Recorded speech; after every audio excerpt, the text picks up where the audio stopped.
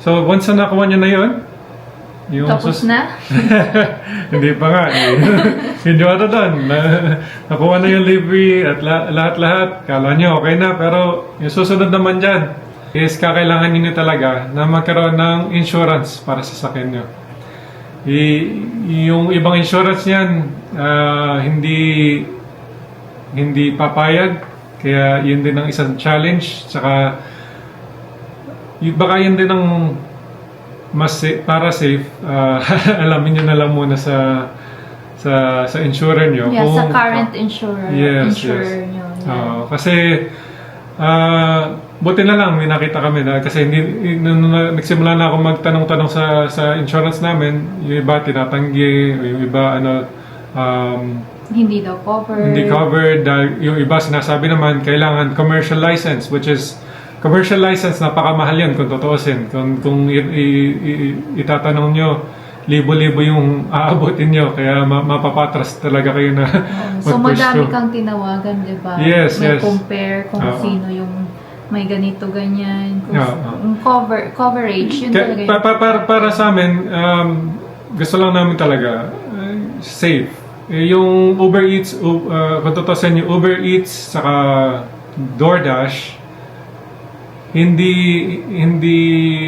kung hindi nyo isasabihin sa insurance nyo, hindi nila malalaman. Pero sa side namin, gusto lang namin talaga na safe. So, talagang nagtawag ako ng insurance, nagtanong ako kung ano yung mga requirements, at buti na lang. Yeah, so may dalawa kami yes. nakita, pero nag-end up kami dito sa isa na lang. Yes, kasi yung dalawa na na-isolate na pumapayag, gumawa ng mga ride-sharing at sa mga gig economy apps nga, limited din.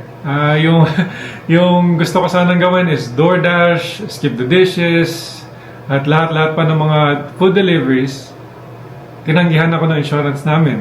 Yeah. Kaya yung pumayag lang talaga is DoorDash and Uber Eats. Yeah. Talagang naghanap-hanap pa ako dahil kasi nga, syempre, maximize lang na option. Kung magtanong-tanong kayo, mag-inquire kayo, babanggitin ko yung dalawang insurance na pumayag, pero Tawagan nyo na lang. tawagan nyo na lang, to saka hindi kami affiliated with this company.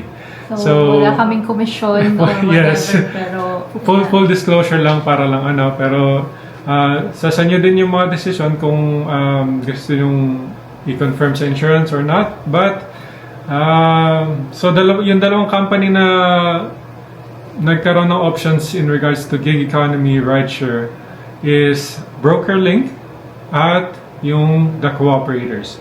Again, this is para dito sa Alberta to. Pero depende rin sa sitwasyon nyo at location nyo, please be informed para lang talagang safe kayo habang pumapasok kayo sa ganitong trabaho. I don't think magiging option yun. Dapat talaga kunin nyo yung insurance para safe. may Be safe. peace of mind Yes, kayo. be safe. Yeah. Mas better safe than sorry, di ba?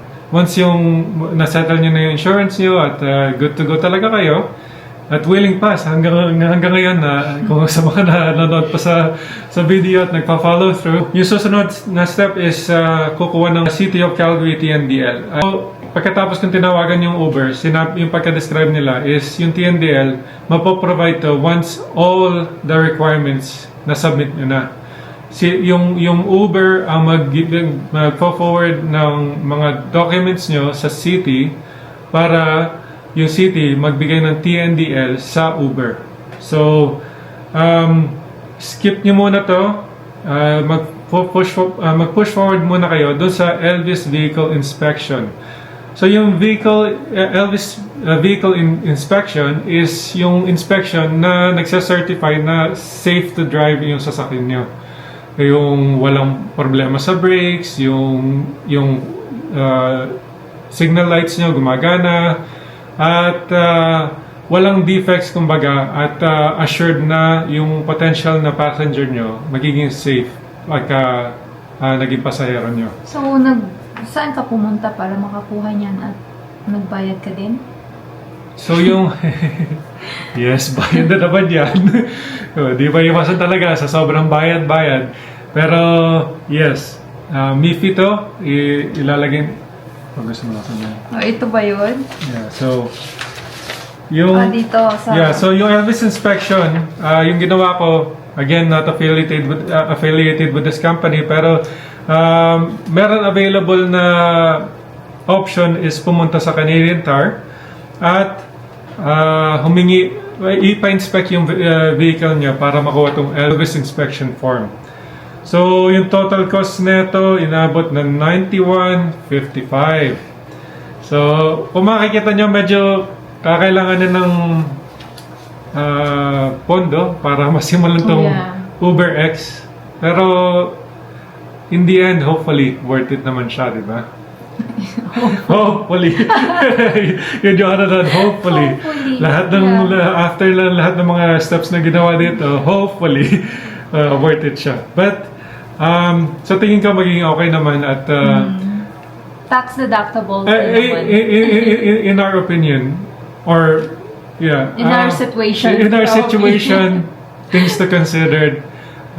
Willing to sabihin na lang natin mag-invest ng konti para magkaroon ng opportunity na kumita ng medyo maganda-ganda. Yeah, kasi at least better option ang UberX kesa sa Uber Eats lang. Yun ang diba? hindi pa natin alam. Di ba? Kaya, yun, kailangan pa, yun din. Kasi sa ngayon, yung Uber Eats in combination with DoorDash, nakakaraos. Please comment down below kung may mga nag-Uber X na rides. Yes. Kung worth it ba, na-try nyo ba both, and kung ano yung mas pipiliin nyo, Eats or rides. Yun nga yan, may mga pros and cons yan malamang kasi yung, syempre, yung Uber Eats, DoorDash, nagde-deliver ng mga pagkain versus yung UberX where pasahero ang dinadrive nyo. Gawa tayo ng video Ikaw lalo na kwento mo kung halimbawa nagra-rides ka na, ano yung mga magiging experience mo. Parang exciting din, diba? Yun nga eh. Kaya tignan natin, stay tuned lang kayo. Please subscribe sa mga hindi pa nagsusubscribe dyan at baka pwede mag-like kayo ng video na to. Yes, Hopefully, and thank you sa mga nakakatulong. nanonood. Yeah. Sa mga friends namin na, uy, Molly, Alex, pinapanood Yun nga, kayo ng mga friends namin. So, salamat. Totally unexpected. Madalas sinasabi ni Molly, may mga ganun na comment niya. Kaya medyo nakakataba ng puso din, di ba? Kaya thank you sa mga nagpa-follow at hello kayo. And nakompleto na kasi tong requirements. Kaya hindi makita ko sa And may nagsabi sa kanya na mag-note siya, pero hindi ginawa. Kaya... Hindi naman sa pag-Uber Eats at DoorDash, kaya hindi naman pwede makapag-notes basta-basta. Ito, bahala na kayo. Maintindihan nyo na lang kung maguluhan kayo. So, sa driver's medical examination, nagbayad siya ng $150 dito sa Calgary. Pumunta kayo sa family doctor nyo. Yun nga eh. So, yung isa na to, hindi ako sigurado kung saan sa part ng application. Pero nag-require sila na Oh yes. So part ng livery registration, pag nagpunta ka sa register, hihingan kayo ng driver's medical. Kaya nagpa-driver's medical pa ako doon sa family doctor namin para masubmit to sa register in order to get livery vehicle registration approved. So part yun nung livery registration. So 150 ang binayad niya para magkaroon nito. Nasa na ba tayo? 150, 95, ano ba? Siguro more or less, let's say na lang to be safe 1,000. Yun na lang ang ano nyo. Yes. Pero hindi naman sabihin na lang, safe lang. Pero at the end of this video, i-summary na lang namin. Nabala ka, hanapin mo.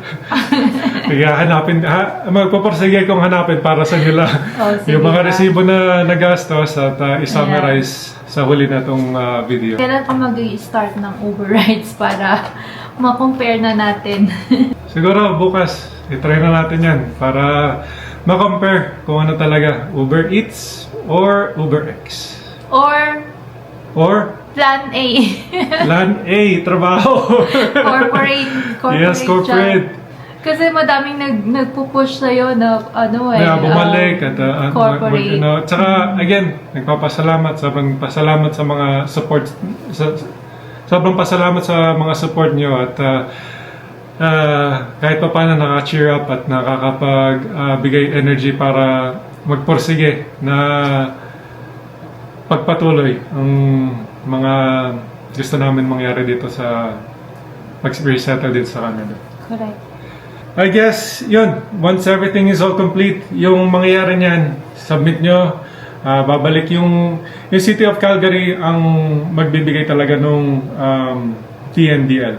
Take note. Yan na yung pinakahuli. Yes. So, once na sinabit na ng City of Calgary, yun na yung parang go signal na pwede na kayo mag UberX. Hindi lang UberX nga pala yung tinry ko. In-applyan ko rin tong Lyft.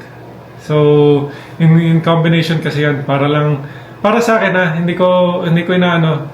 Yung iba kasi sinasabi mag multi-app pagka matumal yung panahon.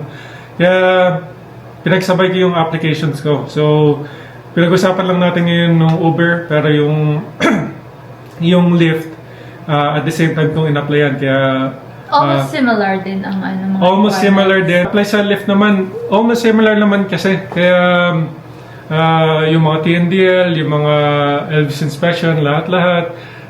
So, you would suggest na at the same time habang ginagawa yung sa Uber? Actually, yes. That's a good point. Kung gusto nyo talaga sumubok na mag-rideshare, I would strongly advise, feel free to ipagsabay nyo na yung application nyo para at least isahan na lang na pagka na-approve na kayo, good to go na kayo na to use either or na platform.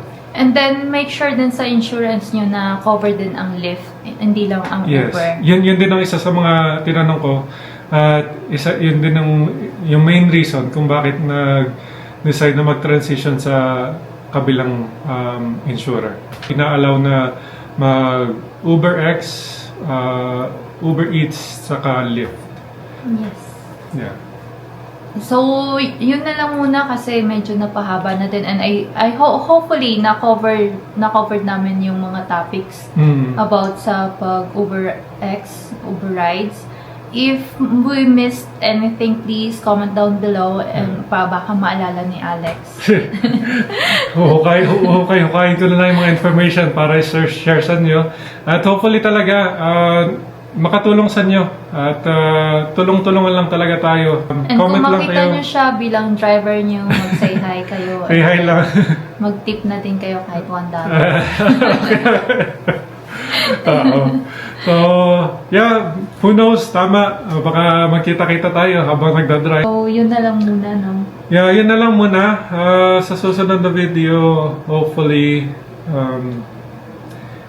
susunod na video. Ano ba yung susunod natin? Hindi ko alam. Hindi, yung susunod na video, ganito na lang. I-share ko sa inyo yung first experience ko sa pag-UberX. Okay. Yun na lang. Oo. So, kasi at least ma-compare din natin kung ano yung Uber Eats sa DoorDash and then full-time na Uber Yes, rides. yun nga. Para at least magka-idea kung ano ba yung worth it or who knows, baka naman yung dalawa pwedeng pagsabay at masabi na sulit na patakbuhin yung dalawa. Hanggang dito na muna at we will see you on our next episode. So I guess until next time, Bye!